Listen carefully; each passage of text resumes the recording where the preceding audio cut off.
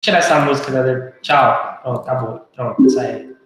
Deixa eu fechar o que eu tava vendo. O WhatsApp de vocês. A aula tá aqui. Eu quero colocar a aula junto das outras abas.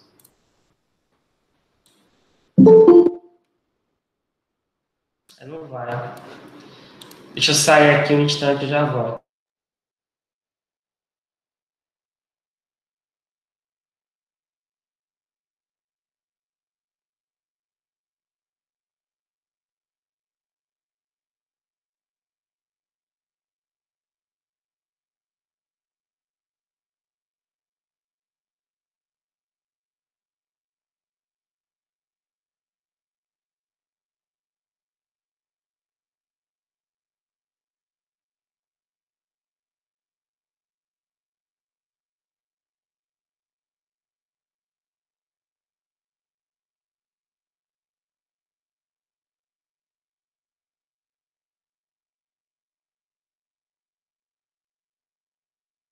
Aqui, né? Que é Libras, na verdade, vocês não estão entendendo.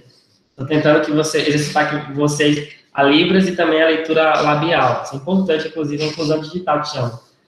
A gente tem um processo de... pois é, a gente tem sempre que tentar desviar o foco dos erros, né? O humor é uma coisa importante, inclusive. Pode ser um humor ruim? Pode, porque eu sou péssimo para contar piada, mas a gente tem que tentar, né, pelo menos, né? Fazer o quê? Danilo Gentili não tem graça nenhuma e tem programa de televisão. Então, enfim. Na próxima semana a gente termina a disciplina e aí a gente vai... o importante é o que importa, exatamente. O importante na vida não é tentar, mas falhar, porque essa é a única certeza que existe.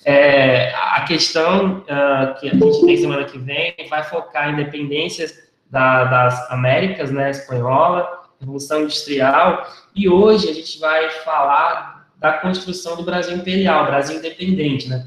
Para introduzir o assunto, eu vou colocar um vídeo, que eu acredito que eu coloquei também lá no AVA, mas só para introduzir, para entender. A gente precisa falar de Europa ainda para falar da independência do Brasil. Então, a questão eu vou colocar um vídeo do meu canal favorito, do YouTube de História, né, que é o Nerdologia, inclusive, novamente, recomendo, não ganho nada por isso, por enquanto, mas é um canal que, historicamente, ele é muito bem feito, pelo Rafael, que é o parceiro do Átila, né, que é o cara que não permitiu ainda eu sair totalmente para a rua e para o bar beber, então estou esperando o Átila dizer, pode sair de casa, eu vou sair. Por enquanto eu não estou saindo, então, vamos lá. Esse vídeo vai introduzir a figura de Napoleão Bonaparte. Vocês lembram que na última temporada, semana passada, a gente terminou falando de Revolução Francesa, né? Lá no AVA, vocês viram isso, o processo de construção da Revolução Francesa, e no fim, lá, a gente cita o Napoleão Bonaparte como o cara que botou um ponto final na Revolução Francesa. Mas quem foi Napoleão Bonaparte? Onde ele vivia? O que fazia? Como fez? Sexta-feira no Globo Repórter, mas antes a gente vai ver aqui alguma introdução sobre essa questão. Vou dar uma metodologia sobre a ascensão de Napoleão. Na pequena ilha da Córcega, 250 anos atrás, no dia 15 de agosto, nascia a quarta criança do casal Carlo e Maria Letícia, da pequena nobreza toscana. A criança era ninguém menos que Napoleão Bonaparte.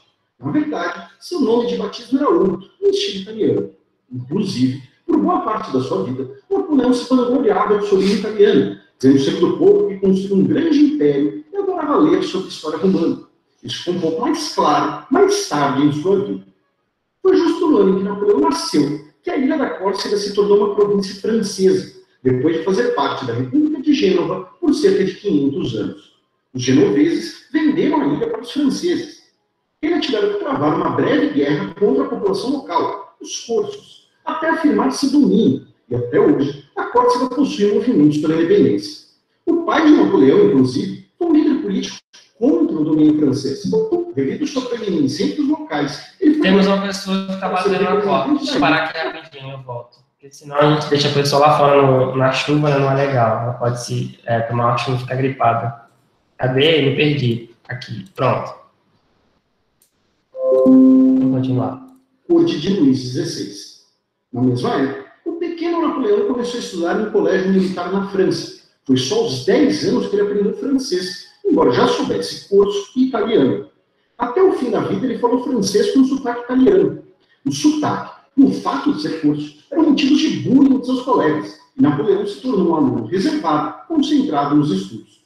Seu gosto por matemática quase o fez largar a carreira militar, mas ele seguiu para a academia e se tornou o primeiro curso oficial do exército francês. Poucos anos depois, eclodiu a Revolução Francesa e Napoleão foi dividido.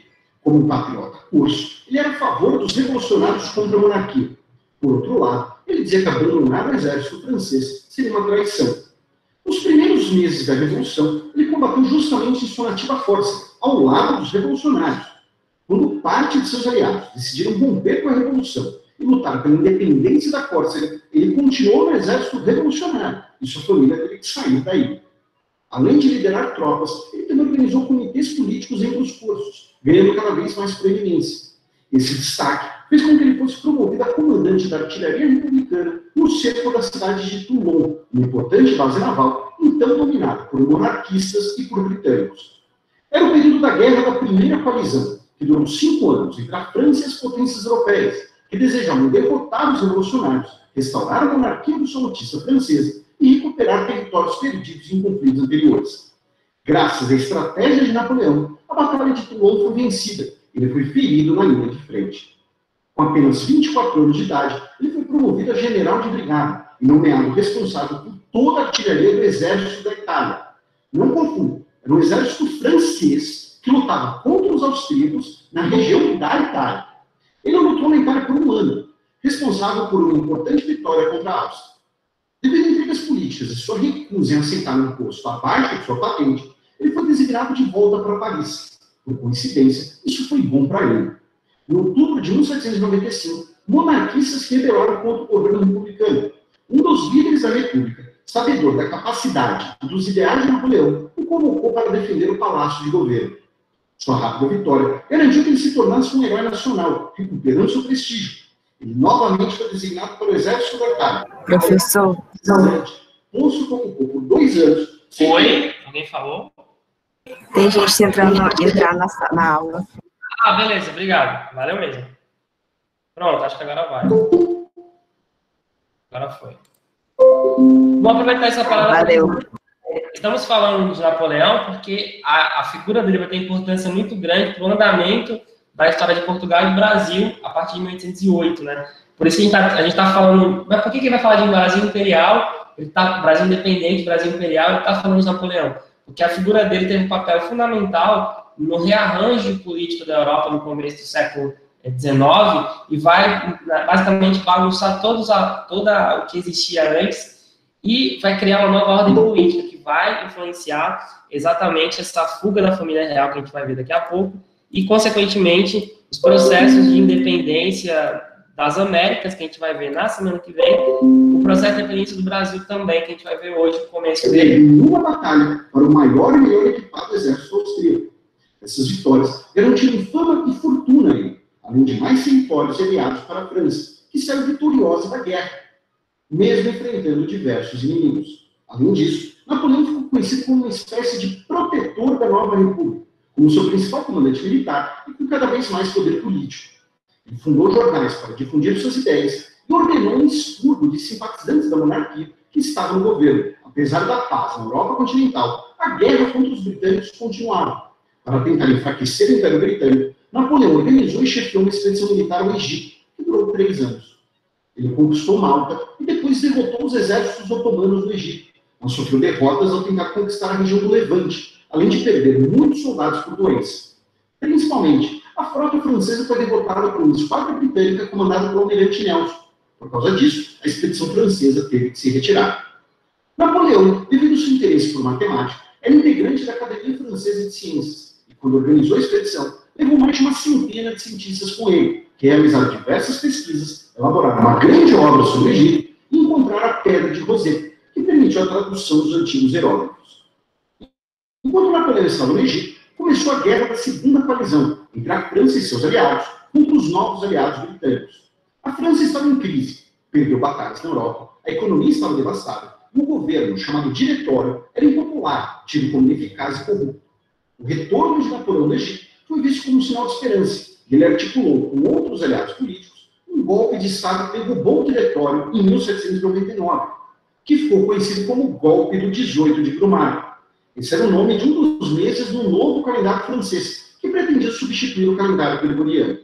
Para alguns estudiosos, esse evento é o fim do período revolucionário da França, iniciando um novo período, o consulado.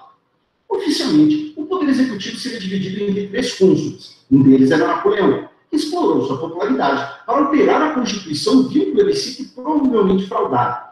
Com isso, progressivamente ele se tornou um ditador, com cada vez mais poderes. Com o poder consolidado em casa, era hora de evitar a derrota do país. Ele famosamente cruzou os Alpes, liderando o exército, para enfrentar os austríacos que ameaçavam invadir a França. No dia 14 de junho de 1800, ocorreu uma batalha que entrou para a história como a primeira grande vitória de Napoleão como líder de seu país, não mais apenas um general. Os austríacos capitularam no ano seguinte, e, em 1802, a guerra chegou ao fim, com as potências europeias reconhecendo as conquistas francesas. Com a paz na Europa, Napoleão brevemente concentrou sua atenção na América. Ele tentou recolonizar o Haiti, que conquistou sua independência anos antes, após um levante da população escravizada. A expedição militar, liderada por seu cunhado, fracassou. E essa situação é uma das principais contradições e críticas sobre Napoleão.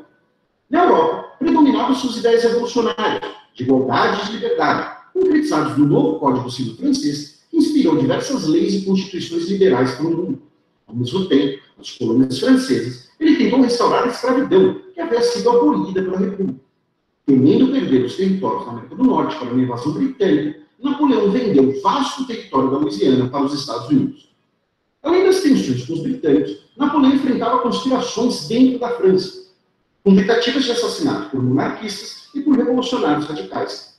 Para consolidar ainda mais sua autoridade, ele foi eleito em maio de 1804 o imperador dos franceses. O uso desse título, dessa maneira, era para indicar que seu poder vinha do povo, já que sua nomeação foi aprovada num referendo também possivelmente fraudado, e que ele era um protetor dos franceses, diferente dos antigos reis da França, cujo poder viria dos títulos hereditários. Em dezembro de 1804, Napoleão foi coroado imperador, pegando a coroa da mão do Papa e colocando ele a coroa em sua cabeça, marcando sua ascensão como uma figura que dominou a política mundial por décadas e inspirou diversas outras situações. E claro, esse metodologia é um breve recorte e fontes e sugestões estão aqui embaixo. Nos comentários do Metodologia Criminosa. Essa ação do Napoleão em relação à reconfiguração da Europa, né, mudou o xadrez político do continente, tirou famílias reais do poder, colocou pessoas leais a ele em algumas regiões, e no caso de Portugal, a gente vai ver agora o que aconteceu com o regime português, né, que era uma monarquia. Isso conseguiu aos trancos e barrancos segurar, enquanto que a Europa toda estava empolvorosa, né, com a chegada de Napoleão ao poder, só que não conseguiram segurar por muito tempo. Né? Em 1808, Napoleão bate as portas de Portugal, já estava na Espanha, e aí a gente tem esse processo aqui, essa fuga. Todos estão vendo bem esse slide, só por curiosidade. Apareceu para vocês aí bem? Sim. Beleza, tranquilo. Vocês estão bem de olhos, então não precisam ir ao oculista em breve. Igual a mim que precisei ir. Então, a fuga da família real é um processo que vai acontecer por conta da ação de Napoleão invadindo territórios na Europa, né? Então, a Europa, naquele momento, em 1808, ela estava configurada mais ou menos assim, Europa Ocidental, né? O que está em azul escuro é o território diretamente governado por Napoleão, que são os territórios franceses, né? A hexagonal da França.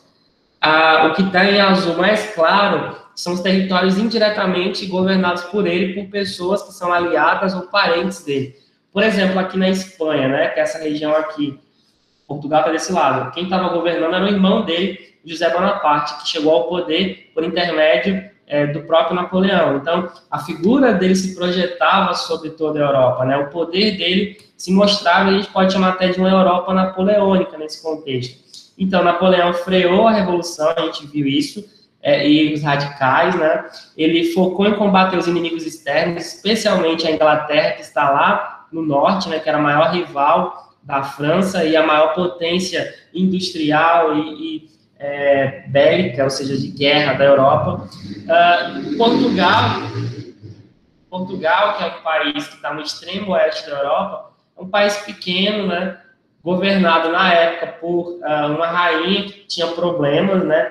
a Dona Maria I, que está apontando para vocês aí, Portugal, era rainha na época, em 1808, mais ou menos, ela já estava doente, e quem governava em nome dela era o filho, Dom João, o príncipe regente, né, o herdeiro do trono português. Ela tem esse nome a louca, mas isso é um certo machismo. Por quê?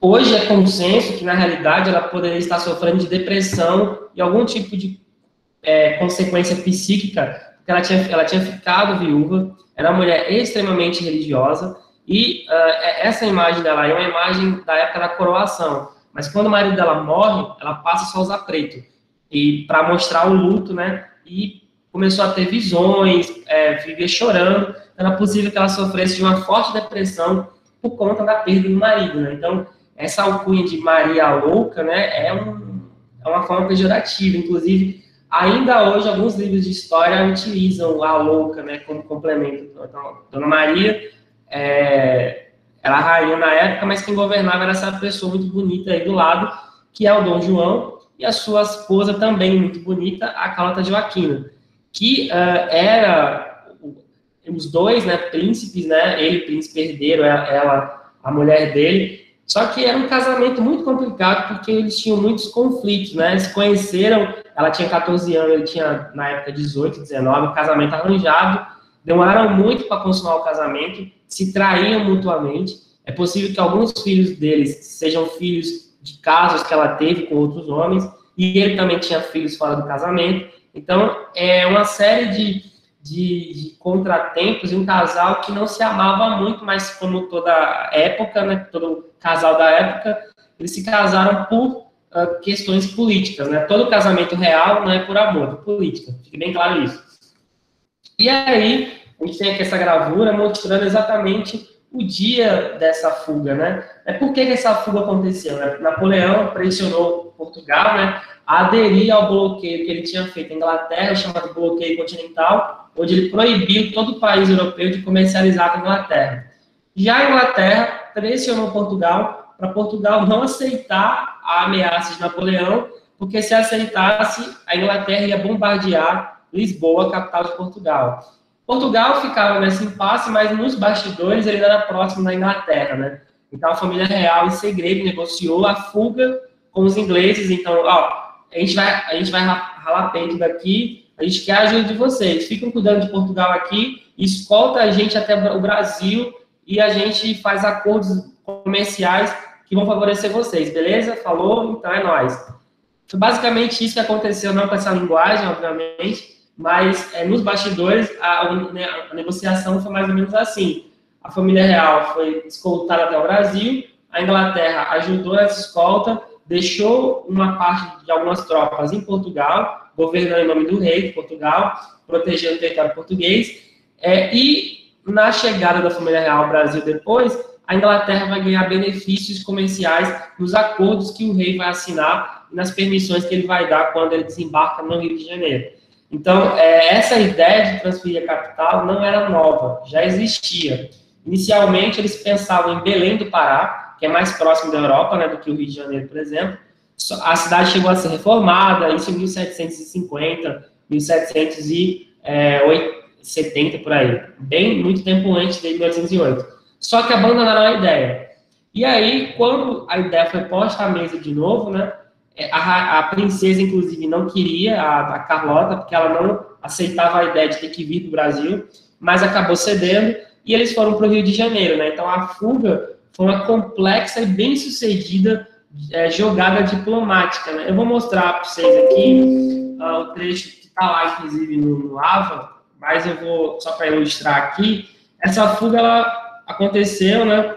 O filme ilustra um pouco isso, a princesa, o príncipe, os nobres fugindo na noite de Lisboa, né? Carregando os baús, as roupas, eles carregaram quase toda a estrutura do Estado português que podia carregar, a Biblioteca Real, o Tesouro Real, as roupas e as joias da família real. Então, alguns historiadores dizem que entre 12 a 15 mil pessoas nobres, né?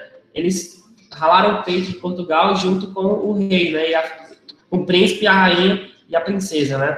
Então, foi um momento que na história do mundo não tem igual, de uma família real europeia fugir do seu país para a sua colônia. Lembrando que, ó, metrópole, colônia, né? Portugal estava acima do Brasil em relação à importância, né? Então, o Brasil virou o jogo, né?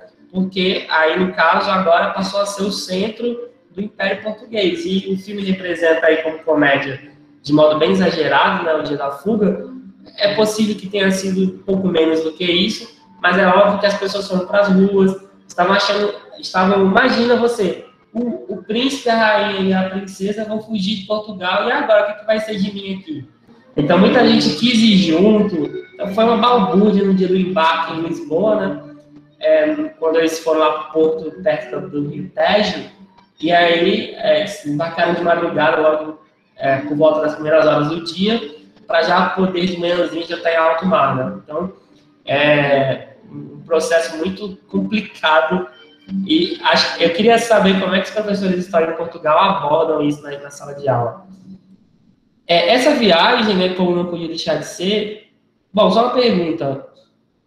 Até aqui tudo tranquilo? Compreensível? Alguma observação? Acha não? Qual o problema, Eric? Pode falar. A Ládia saiu, ela não quis responder. Algum problema? Pode falar, Eric. Qual é por enquanto de boa, beleza? Então vamos continuar aqui que a gente tem tempo escasso, né? Então, esse quadro aí foi feito algum tempo depois, né? Mostra eles no cais lá no porto de Belém, Lisboa, né? No Tejo. Então, essa fuga, a gente vai ver depois no trecho desse filme de novo, ela acontece em condições precárias, né? 12 mil pessoas, em média, embarcaram para cá. Então, parte da estrutura do Estado veio junto, né? As condições eram precárias, eu sou meio analfabeto, eu repito as coisas, eu percebo só depois que eu faço as coisas, é impressionante. Condições precárias de higiene, aí eu falo o quê? Falta de higiene, mas é óbvio, né? Piolhos, diarreias e outras doenças, né? Então, até, por exemplo, usaram turbantes na cabeça para esconder os piolhos e as lêndias, tinham sarna, a alimentação era precária, faltava água potável. Então, não era fácil ficar mais de 2 meses no meio do mar, né? Isso é óbvio, até porque na época os barcos não tinham motor, era tudo na força do vento e das correntes marítimas. Se você pegasse uma corrente contrária, estava lascado. Se pegasse uma corrente de vento contrária, também estava ruim. Então, os caras tinham que conhecer muitas correntes para poder levar o barco com mais tranquilidade. Para ter uma ideia, eles saíram em novembro de 1807, chegaram no Brasil, isso não é nem no Rio, é em Salvador, em janeiro de 1808, né? Aí lá eles pararam em Salvador para diplomacia, né, para conversar com os diplomatas ingleses, principalmente, consertar algumas embarcações e abastecer os navios de alimento e outras coisas, né, e água e tal. E ficaram lá descansando por 5 semanas. Só no dia 8 de março é que eles botaram os pezinhos sujos deles no Rio de Janeiro, né, na capital da colônia. E aí, uma cidade que, na época, não tinha condições nenhuma de receber uma corte, ela, do dia para a noite, se tornou a capital do Império Português, né. Deixa eu mostrar aqui a outra cena aqui. E aí a princesa na viagem amava Napoleão, só que não. The royal family was on its way to the richest colony of all, the land of precious woods and gold and diamonds, Brazil.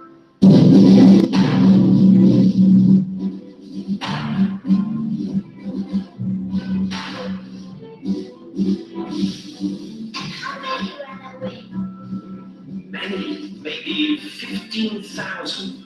There were 36 ships in all, ranging from warships to merchant ships, brigantines and the British fleet, captained by Admiral Sir Sidney Smith.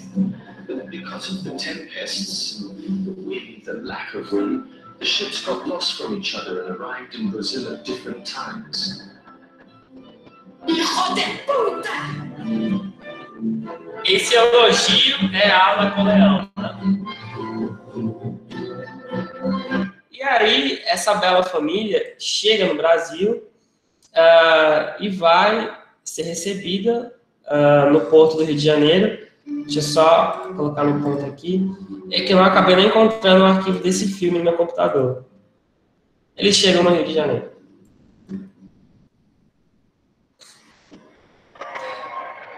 Como eu falo lá no vídeo no Ava, isso aí é uma cena, como eu falei, é uma comédia, né? Eles exageram nas cores, etc. Mas os turbantes, por exemplo, foram usados pelas pessoas por conta da epidemia de piolhos, né? E aí as pessoas no Rio de Janeiro começaram a copiar, especialmente as mulheres, esse formato de turbante, achando que isso era moda lá em Lisboa, né?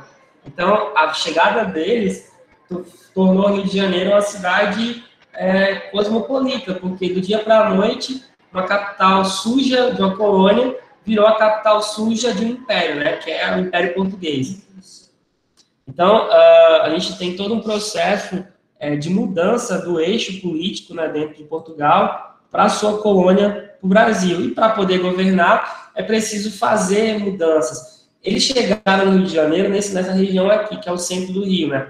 A gente está vendo ali algumas igrejas, que eu nunca lembro o nome dos santos dessas igrejas. Eu sei que é uma igreja católica, tem algum santo lá dentro, mas o nome eu quase nunca vou lembrar. Esse palácio aqui à esquerda é o Palácio Paço Real, né, que virou a casa deles no Rio de Janeiro. Para você ter uma ideia, isso aqui é mal hoje em dia. Essa parte de hoje em dia não é mal. Hoje em dia tá assim, ó. Isso daqui é o Palácio, da Câmara dos Deputados do Rio de Janeiro, nessa parte daqui. Esse é o palácio que eles foram morar, aqui a gente viu a frente dele, só que hoje não tá mais assim, né? Ele tá totalmente diferente. Nossa, isso aqui é a parte de trás, eu quero chegar no outro lado. Vamos lá, se o Steve me ajuda. Então, gente do céu, não quer ir. Mais uma vez, tenho que voltar aqui. Então, esse é o famoso Paço Imperial do Rio de Janeiro, que hoje foi reformado, né? Um museu. Aqui na frente, né? Então, vê, ó, eles chegaram nessa parte daqui, ó. Essa aqui não tem mais, essa ponte não tem mais hoje, foi reformada por conta da Olimpíada, tá? Ela tá assim hoje, sem nada, essa ponte não existe mais. Ó, essa parte toda aqui era mar antigamente, eles desembarcaram aqui, ó, nessa região daqui, que isso aqui é um, como é que chama isso? É um chafariz. Que hoje, no Rio de Janeiro, como eu falei, esse viaduto não tem mais, porque foi reformado por conta da Olimpíada. Mas veio que, ó, onde era mar, virou aterro, né? Então, aqui está o Paço, né, que é o museu hoje, e é nessa região que a família real foi residir assim que chegou no Rio de Janeiro, como capital pistola. Vamos lá. Pois é, ela pistolou demais. É um elogio bonito, né? Só que não. Então, bom, aquela região que a gente viu, né, está muito diferente hoje, né? As várias reformas urbanas mudaram a cidade. Aqui a gente tem o Jardim Botânico, que é uma criação também de Dom João, do governo dele. Eles ficaram aqui no Brasil de 1808 a 1821. Nesse período todo, muitas mudanças aconteceram. Logo de chegada, eles vão fazer uma série de transformações. Primeiro, os acordos de comércio, né, a Inglaterra ajudou, agora vai querer o retorno, né? A Inglaterra se favoreceu muito do comércio aqui no Brasil quando a família real fugiu para cá, porque com a ajuda da Inglaterra é que a família conseguiu fugir e manter o poder. Abriu os portos do Brasil às nações amigas, ou seja, a nenhuma nação de Napoleão, só a Inglaterra e alguns países como Estados Unidos, mas principalmente a Inglaterra. Criou uma série de instituições estatais, né, a imprensa régia, que hoje é o Diário Oficial da União. Tudo que é publicado nas instituições federais tem que ser publicado no DOU, né? Qualquer decreto do presidente que está, o presidente de vocês, que não é meu presidente, ela assina, tem que estar, para poder ter validade, tem que estar presente no DOU, né? Que é o Diário Oficial, que é a criação do Dom João, que lá na época era chamada de imprensa régia. O Banco do Brasil, que é o principal banco público hoje, né? É o maior banco do país, é o maior banco público também. E os primeiros cursos superiores, né? O Brasil, até então, quem queria fazer um curso superior tinha que ir para Coimbra, em Portugal. Ele abriu os 4 cursos, né? 2 de Direito, um em Recife e outro em São Paulo. Na verdade, Olinda, depois muda para Recife, São Paulo. E 2 de Medicina, um em Salvador e um no Rio. Só que universidade não tinha ainda, e não teve durante mais de 100 anos. A primeira universidade no Brasil foi criada em 1937, mais de 120 anos depois da chegada da família real. Então, curso superior teve, não tinha universidade. E ele criou uma série de mudanças urbanas. A cidade passou a aumentar o porto, ela fez uma série de transformações, né? O centro do Rio, vamos voltar rapidinho lá, eu volto aqui para cá daqui a pouco. O centro do Rio, ele tem muita referência ao período da época joanina, que é o período do Dom João, e da questão das reformas urbanas posteriores, né? Então, o centro do Rio, a Avenida Rio Branco, você vai andar pelo Rio, você vai ver, por exemplo, isso aqui é a biblioteca, é o Real Gabinete Português de Leitura, que é perto da Biblioteca Nacional. Isso é uma biblioteca no Rio de Janeiro. Esse acervo aqui, uma parte dele veio com o Dom João, uma parte dos livros, etc e tal, veio de Portugal, e uma parte do acervo desse gabinete veio de lá, né? Então, é um prédio lindíssimo, inclusive, né? Para quem um dia visitar o Rio de Janeiro e quiser conhecer esse lugar, eu recomendo bastante, mas eu quero andar na rua com vocês, e não dentro do gabinete. Acabou calhando cair nele. Não quer voltar, o que eu faço? Quebro o computador, boto fogo. Responda a minha enquete. É lindo, né? Demais, só que não tá querendo sair daqui. Travou. Vamos procurar. Ixi, travou feio. Travou feio agora. Travou rude. Joga água. Minha gente não quer sair. O que eu faço? Ai. Só eu mesmo que acontece essas coisas comigo. Tá aparecendo o que pra vocês aí? Só uma pergunta. Travou geral aqui agora. Seu navegador. Parabéns. Nova da paz pra você. Deixa eu só ver aqui. Isso aqui é uma outra coisa. Deixa eu ver. Isso aqui é o monumento de São Paulo, que eu vou mostrar depois. Não é nem isso agora que eu quero mostrar. Deixa eu ver se aparece aqui uma outra coisa. É por isso que eu não gosto do Chrome, tá vendo? Eu odeio o Chrome por isso. Eu prefiro o Mozilla.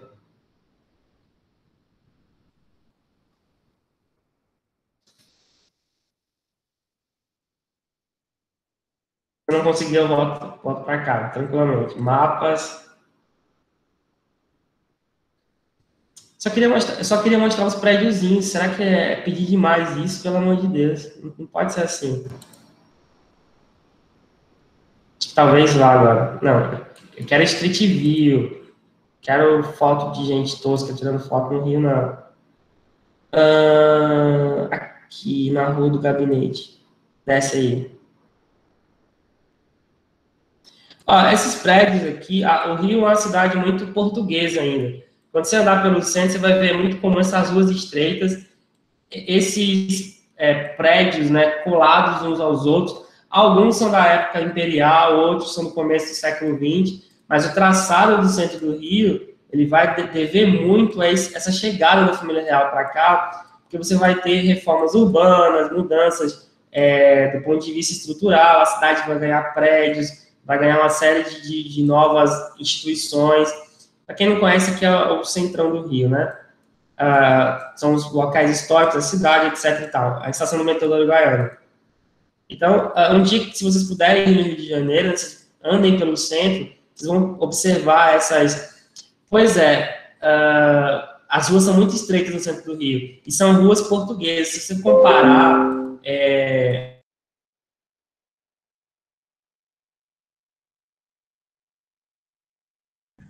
Boa. Caiu. Peraí, o cara se mandou mesmo? Meu Deus.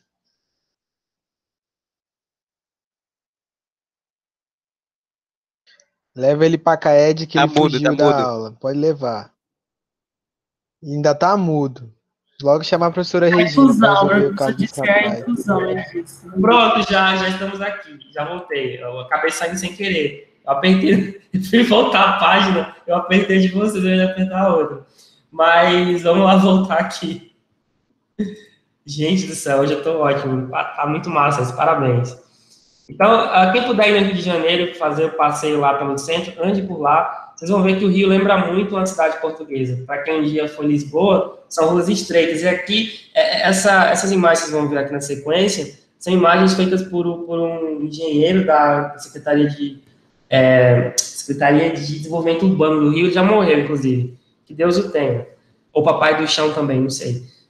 Não lembro o nome do cara, mas é um trabalho muito fenomenal, porque ele pegou uma série de fotos antigas, de gravuras do rio e fez a evolução urbana do rio a partir de algumas perspectivas. Eu peguei só umas 2 imagens para mostrar como o rio mudou. Isso é o rio em 1710, né, 100 anos antes da chegada da família real, uma cidade pequena, né, com casario muito restrito, um porto quase inexistente, e esse rio agora é o rio da chegada da família real, alguns anos depois, né, eles chegaram em 1808, 1817, 9 anos depois, você fazer contas, a gente tem o porto bem desenvolvido aqui embaixo, a gente tem os arsenais... Ô, professor, não tá aparecendo nada pra nós, não. Por que vocês não falam, minha gente? Deixa eu A falar. gente tá falando no chat aqui, cara. A gente tá falando achando no que tu chat. tá vendo no chat. Quem é pior? Eu ou vocês? Vocês. Agora vai mudar. É a combinação perfeita. Gente, não deu match, né? Juntando eu e vocês. Bom, aqui que eu tinha falado, né? O cara fez essas gravuras do rio, no computador, obviamente, juntando dados e imagens antigas, ele recriou o panorama do rio em vários momentos da história. Essa daqui, 1710, é o rio 100 anos antes da chegada da família real. É uma cidade minúscula, né? No meio da Mata Atlântica, quase sem porto, né? Lá embaixo só tem um ou outro galpãozinho. E aqui, mais de 100 anos depois, a gente tem a cidade renovada, né, apesar de ser um lixo ainda, porque ela fedia, tinha doenças, as pessoas não queriam morar, enfim. Os relatos de estrangeiros são os piores possíveis. Mas era a capital, né, de um império. Então, é uma cidade que ganhou, aqui é o porto central da cidade, os arsenais do exército português, né, os prédios, as igrejas, então ela cresceu absurdamente. Esse monte aqui, ele não existe mais, ele foi demolido, né, no começo do século XX, inclusive. Então, o Rio de Janeiro teve várias e várias reformas urbanas. A primeira grande foi essa, depois foi a de 1903, e depois agora essa da Copa e da Olimpíada, né, que continua um lixo ali, mas é uma cidade bonita. Quem anda pelo centro vê que fez muita diferença. E aí, apesar de Napoleão ter sido derrotado, morto em 1815, a família imperial real continua aqui. Só consertar um negócio aqui, essa data aqui, eu errei na hora de fazer, é 1815, beleza. Eles continuam no Brasil, né? Então, ele acaba elevando o Brasil a Reino Unido. Então, o Brasil, oficialmente, em 1815, deixou de ser colônia, virou parte do Império Português de fato. Ele subiu de categoria da Série B para a Série A. E Napoleão morreu em 1815 também, no mesmo ano. A mãe, que era a rainha, morreu em 1816. Estou parecendo um cara de funerário, você falando de morto, né? Até porque todo historiador você fala de morto, na verdade, né? Essa aqui é a verdade. E ele se tornou rei de fato em 1818, né? E em 1820, lá em Portugal, o povo exigiu que a família real voltasse a Portugal. Fizeram uma revolta popular, chamada Revolução Liberal. Eles queriam que o rei voltasse e diminuísse o poder do rei para que o parlamento tivesse mais poder, né? E aí Dom João, já rei, então, ele é obrigado, em 1820, a voltar para o Rio, e no lugar dele fica esse cara que comeu gente pra caramba no Rio de Janeiro. Olha, tem um bando de pesquisa séria mesmo que vasculhou as relações íntimas dele, e ele pode, na época, ele pode ter sido pai de pelo menos 25 pessoas, porque ele teve várias amantes, esse viu? Ele tinha várias amantes, ele vivia nos prostíbulos do Rio de Janeiro, ele, mesmo casado, tinha... acho que a novela, inclusive, que terminou há um tempo atrás, Novo Mundo, explorou isso, né? A relação dele com a baronesa de Santos, né? A Domitila de Castro, e a mulher dele, a primeira, a imperatriz, a Leopoldina, mas ele tacava o chifre nas esposas e tinha muitos filhos fora do casamento. Mesmo antes de casar, ele já tinha um filho. Então, no lugar... na verdade, ele não nasceu para ser rei, né? Quem ia ser rei morreu. Ele virou herdeiro do trono, digamos, por sorte, entre aspas, né? Só que quando o cara nasce para ser rei, ele é preparado desde pequeno. Ensinava latim, grego, filosofia e tal. O cara tinha um porte de gentleman, né? Ele não. Ele era um cara bruto, ignorante, sabia falar idiomas, era inteligente, mas era um sujeito brutalizado, né? E fora que o cara era o pica das galáxias, literalmente, né? Para usar a expressão lá do Tropa de Elite 2. Para ter o nome de toda a família real, eu deixei salvo aqui para ler para vocês, porque eu não vou lembrar disso, mas o Dom Pedro, o futuro Dom Pedro I do Brasil, ele tinha um nome gigantesco, né? Eu acabei saindo daqui. Dom Pedro I. Aqui. Cadê? Aqui. O Dom Pedro, o nome dele era, né? Dom Pedro de Alcântara, Francisco, Antônio, João, Carlos, Xavier, de Paula, Miguel, Rafael, Joaquim, José Gonzaga, Pascoal, Cipriano, Serafim de Bragança e Bourbon. Então, quem fica no lugar do pai dele, representando a coroa real de Portugal, quando a família real volta para Lisboa, é ele. Então, ele fica aqui como o representante do rei, né? O príncipe regente no Brasil. E é exatamente a partir disso que a gente vai começar o segundo ponto da nossa aula, o tamanho do RG. Imagina, né? Agora imagina aí, a professora, Pedrinha, qual é o seu nome? Aí quando ele está no terceiro nome, todo mundo está dormindo, literalmente, não tem como. Ele vai ficar representando a família real aqui. Eu vou usar de novo um vídeo, por conta do tempo, vou usar o vídeo de metodologia sobre a independência, exatamente para acelerar. Depois eu vou vir para esse lugar aqui, ó. Por que está aqui? Não sei. Depois ele vai explicar o porquê. E aí a gente vai ver um pouco da ação desse indivíduo no processo de dependência, né? Uma série de produções audiovisuais, novelas, filmes, se centraram no próprio Dom Pedro, né? Ele, inclusive, ao longo da história do Brasil, ele virou uma peça de propaganda do governo brasileiro. Daqui a pouco eu vou falar sobre isso também. Figueiredo, formando História, colunista, podcast, youtuber e professor. Por que todo professor de história é gordo, barbudo e usa óculos? Descubram.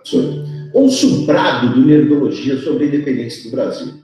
Quando pensamos na independência, costumamos visualizar o famoso quadro de Pedro Américo, em que Dom Pedro levanta sua espada, cercado de sua guarda de honra, no dia 7 de setembro.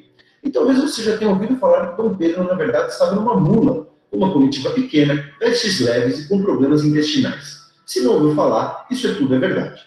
Como assim, mentiram para você? Não é tão simples assim. O importante é pensarmos no contexto histórico.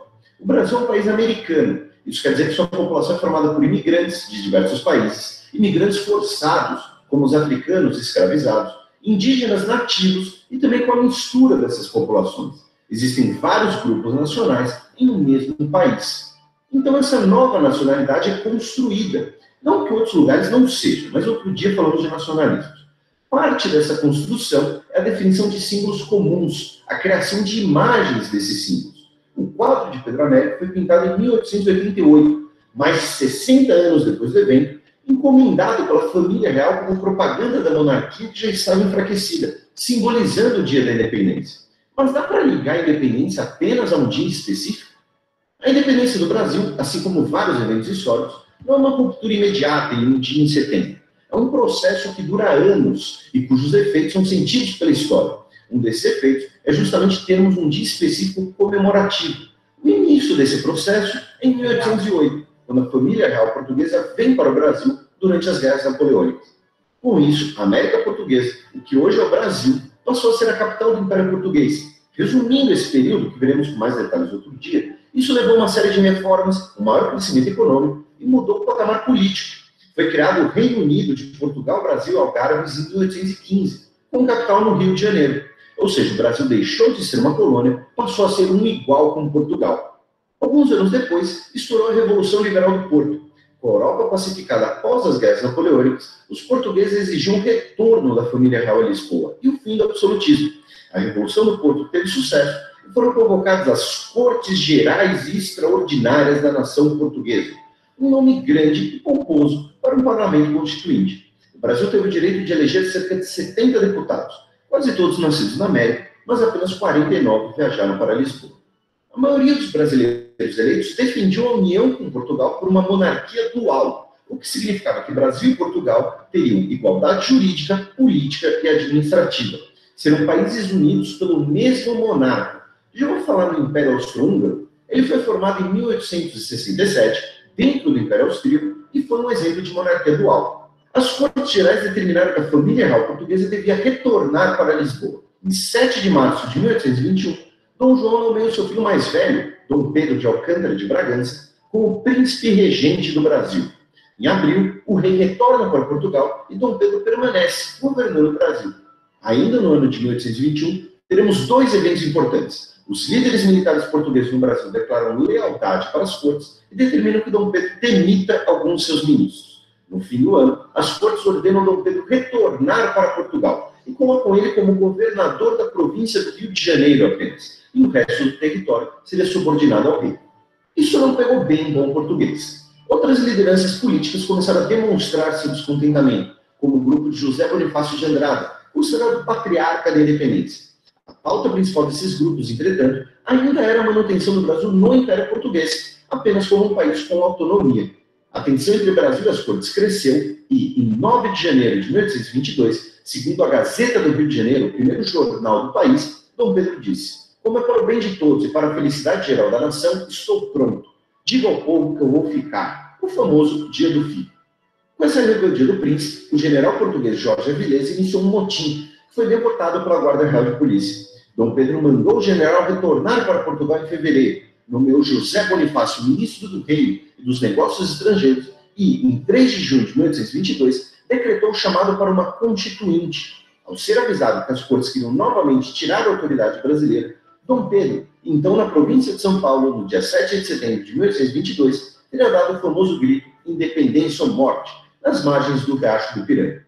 Na semana seguinte, Dom Pedro chegou ao Rio de Janeiro e foi decidido que ele seria aclamado imperador do Brasil no seu aniversário, em 12 de outubro. A separação oficial ocorreu meses depois, apenas em dezembro de 1822, quando Dom Pedro manda uma carta para seu pai, ainda o chamando de rei do Brasil, e aos amigos dizia que, caso o rei voltasse, ele cederia a coroa. Ainda em dezembro, Dom Pedro é coroado. Uma coisa que você já deve ter ouvido é que a independência do Brasil foi pacífica. De fato, não se pode comparar com o que houve na América Espanhola ou na América do Norte, mas o Brasil teve sim sua guerra de independência, que durou cerca de 2 anos. Portugal possui uma frota no Brasil e diversas guarnições de tropas leais, especialmente em pontos estratégicos da costa brasileira.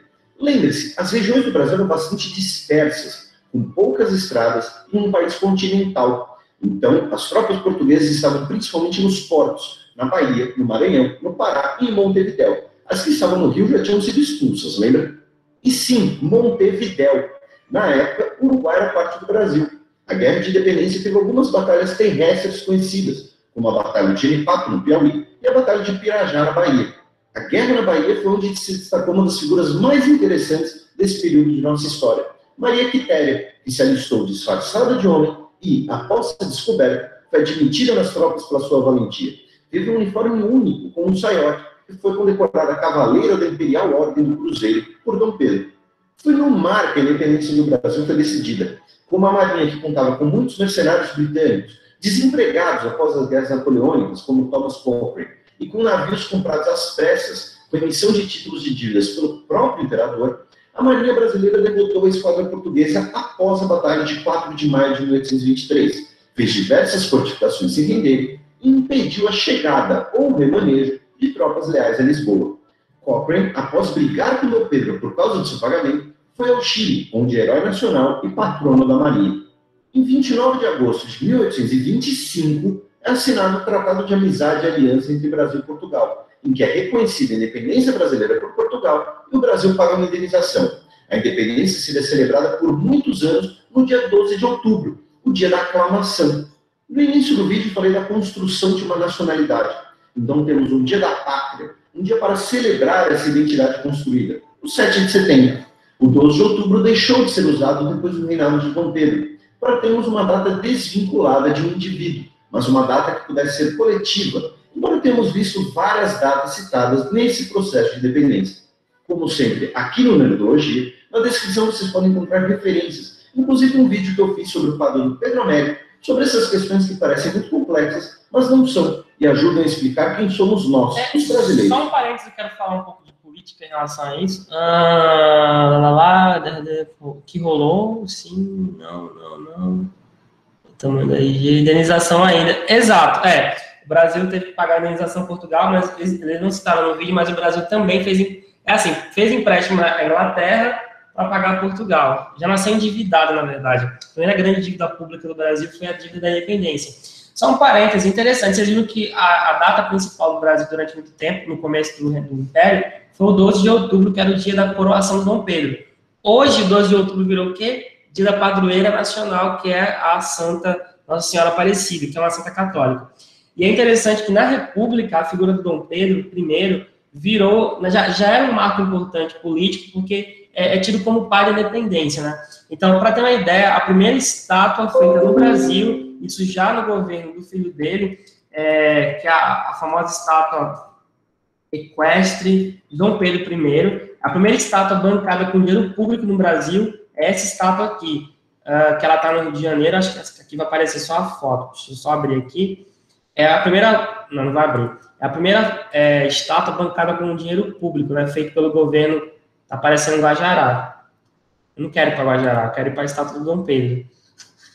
Vamos para as imagens, é melhor. O Steve hoje não funciona.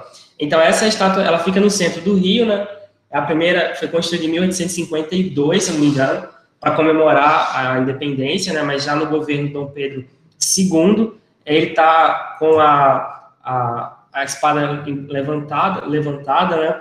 O quadro Pedro Américo é um quadro gigantesco, está lá no museu no Rio de Janeiro, acho que é a Pinacoteca Nacional. Esse quadro aqui, né, que é bastante conhecido, todo mundo já viu no livro didático, já apareceu em algum lugar. Na verdade, está no Museu do Ipiranga, em São Paulo. Então, o quadro todo gira em torno do Dom Pedro, que está bem vestido, todo mundo de cavalo. Só que o povo estava, na verdade, todo mundo em cima de mula. Dom Pedro estava muito mal da barriga, estava com diarreia. Ele tinha acabado de sair da casa da amante e estava descendo para São Paulo, subindo para São Paulo, né? Então, é política, na verdade, né? Toda a imagem de Dom Pedro vai ser usada sempre na política como propaganda de Estado, nos 100 anos da independência do Brasil. E é interessante, São Paulo praticamente não tinha importância nenhuma em 1822. Ele estar em São Paulo no dia 7 de setembro foi apenas uma coincidência, né? Porque ele estava visitando alguns caras na região para fazer alianças, né? Para permanecer no Brasil. Ele recebeu o mensageiro com a carta da Leopoldina e aí assinou e ratificou a separação. Mas São Paulo não tinha nada de importante naquele momento. Só que grande parte da discussão sobre a independência do Brasil, dos principais monumentos, está em São Paulo, porque nos 100 anos da independência, em 1922, São Paulo já era a principal cidade do país, o principal centro econômico. Então, ela roubou para si essa narrativa da independência, e aí, por exemplo, cria esse monumento aqui, né, que fica lá na região sul de São Paulo, um parque público, né, e aqui é o mausoléu onde está enterrado aí embaixo o Dom Pedro I e as suas duas mulheres, né, que é a imperatriz Leopoldina e depois a Teresa, se não me engano. Então, é um monumento construído nos 100 anos da independência para comemorar o cara tá pensando na vida aqui. Sempre tem alguém sentado nesses monumentos, é impressionante. Ele está pensando em quê? Quando será que terá a vacina do corona? Será que os alunos estão entendendo o que eu falo? Não sei, talvez. Acho que ele pensa mais ou menos isso aqui, talvez. Então, esse monumento feito em São Paulo para lembrar a independência é uma propaganda política, né? Tanto é que, em 1972, o Dom Pedro I, inicialmente, não estava enterrado aí. O Dom Pedro, ele estava enterrado em Portugal, no Castelo de Queluz. E aí, a ditadura militar pede ao governo português para fazer o traslado do corpo do Dom Pedro I para o Brasil, e da mulher dele, no caso das mulheres, e enterrar eles lá em São Paulo. Se a internet aqui ajudar, eu vou abrir e mostrar um trecho dessa matéria. Aqui. Então, em setembro de 72, o governo militar brasileiro, como propaganda de Estado, para comemorar os 150 anos da independência do Brasil, fez toda uma série de programações, né?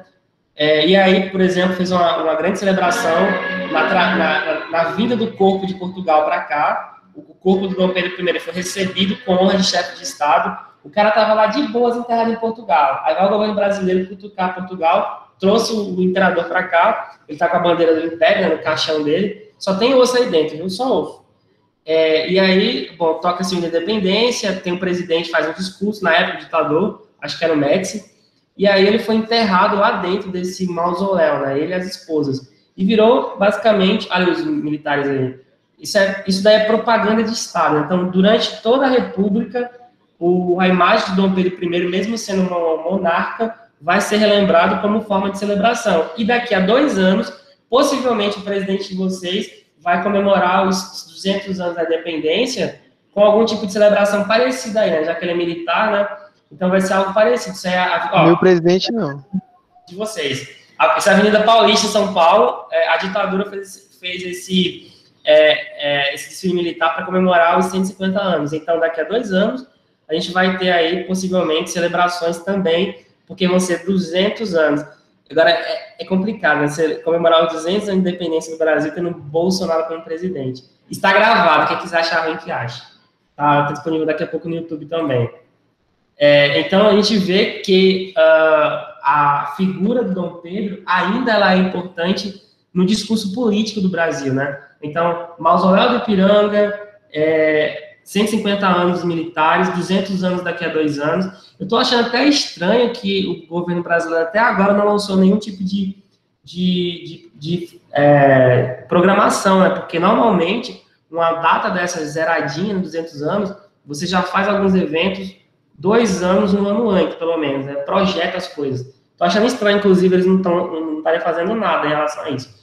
Eu sei que o Museu do Ipiranga, né, que fica naquele parque lá, para quem um dia for a São Paulo, se for agora não adianta que tá fechado, né?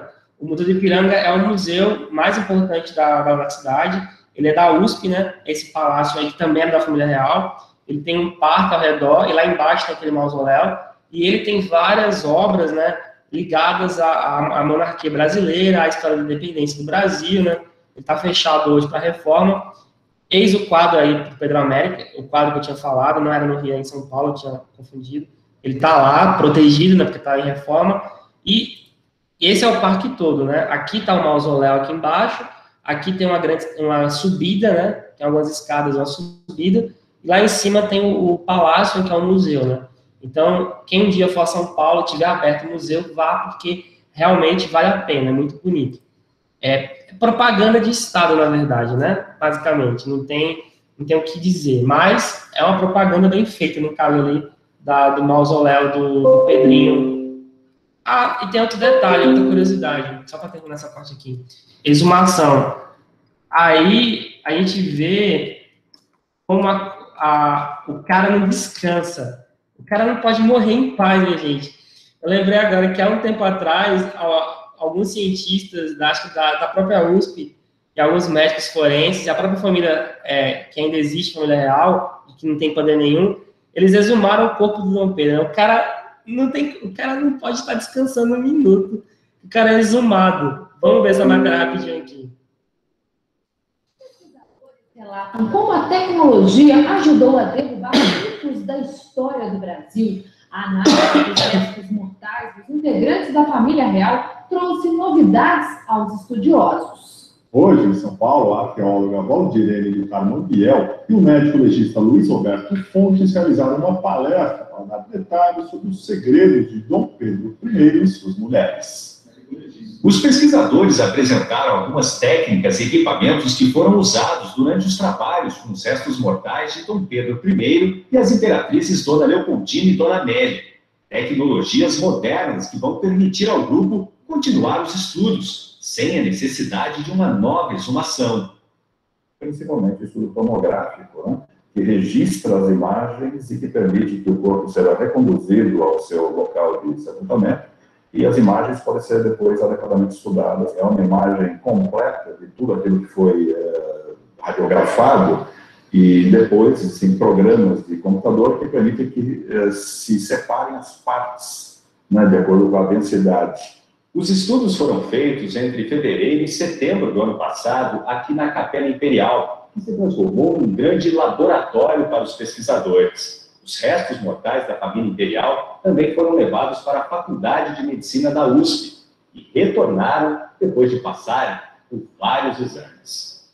A cripta fica no Parque da Independência. O trabalho, coordenado pela arqueóloga Valdirene do Carmo Biel, foi filmado e é inédito no país. A primeira descoberta veio no momento em que foi aberto o caixão de Dona Amélia, a segunda mulher de Dom Pedro I. A imperatriz está mumificada. Quando nós abrimos, né, chegamos ao corpo da imperatriz, o tratamento foi tão ótimo que, apesar dos 30 anos, né, a proteção de espuma é colocada para o traslado, estava ainda umedecida com a substância que eles usaram na época. Um detalhe curioso sobre o primeiro imperador do Brasil é que ele tinha 4 costelas fraturadas do lado esquerdo, o que inutilizou um dos pulmões e pode ter agravado a tuberculose que o matou aos 36 anos, em 1834. O estudo desmente ainda a versão de que Dona Leopoldina teria caído ou sido derrubada por Dom Pedro I de uma escada no Palácio da Quinta da Boa Vista, então residência da família real no Rio de Janeiro. Na suposta queda, ela teria fraturado o fêmur. Mas nas análises do Instituto de Radiologia da USP, não foi constatada nenhuma fratura nos ossos da imperatriz. Esse ato, pelo menos, não causou nenhum tipo de fraturas, né? E que também não a levou à morte. Esse é só o começo. Agora que vem o estudo mais difícil mesmo, né, que é trabalhar todos os dados que foram obtidos. São dados brutos ainda, né, e agora eles podem ser esmiuçados. Essa questão que possivelmente ele batia muito nela, por isso que tem essa ideia de que... pessoal, estou terminando já, tá? Então, só mais 5 minutinhos a gente termina. O corpo foi exumado porque é um corpo político, né? Ele pertence ao Estado brasileiro, então ele tem importância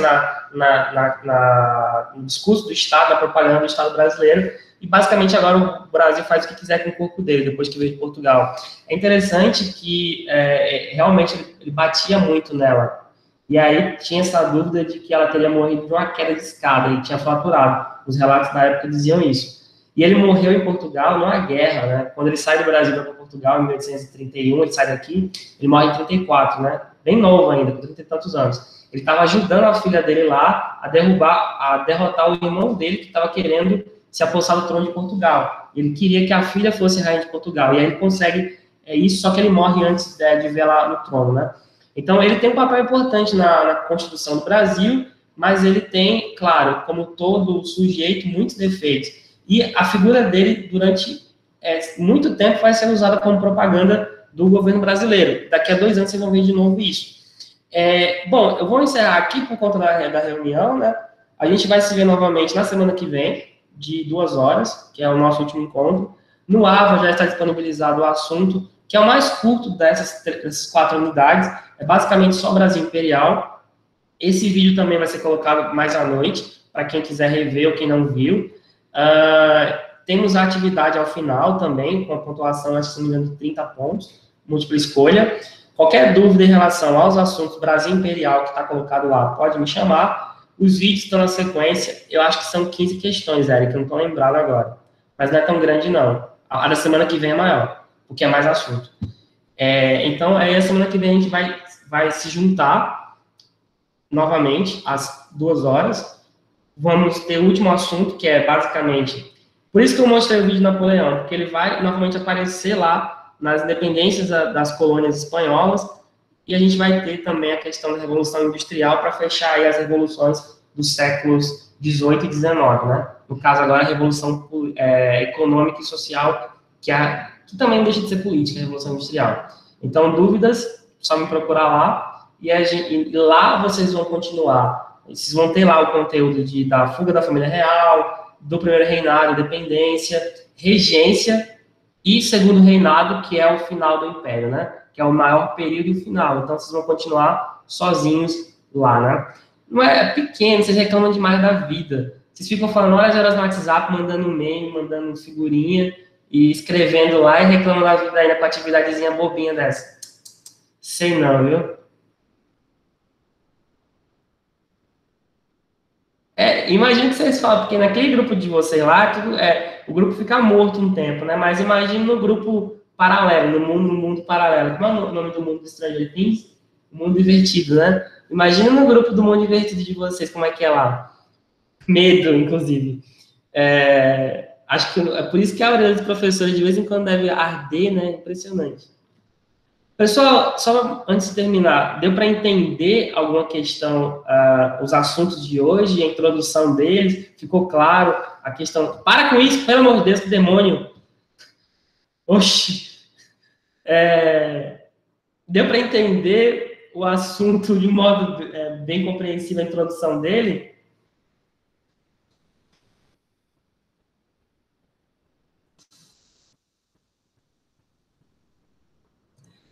É interessante, vocês conseguem ser dispersos até virtualmente. Imagina se fosse ao vivo, né? Eu tacava a cadeira em vocês, mas não posso fazer isso. Mas, vamos lá, falando sério, deu para entender a introdução, a questão da fuga da família real, a relação, a história da Europa, a história do Brasil, e essa construção inicial do país enquanto independente? Eu tô calmo demais. Se tiver dúvida, eu peço que vocês depois entrem em contato, mas o material está no ar, ele é curto, os vídeos estão bem explicados, né? Eu não apareço neles, por sorte, a minha imagem ela não pode ser tão desgastada assim, mas está muito bem construído lá, tá? Então, eu vou liberar vocês para a reunião do Valber, mas semana que vem, de 2 horas, a gente está se encontrando de novo. Boa tarde, boa reunião, e fiquem com Deus, ou com Buda, com Alá, Maomé, ou sozinhos, se quiserem, se preferirem assim. Tchau, tchau. Deixa eu parar de gravar aqui.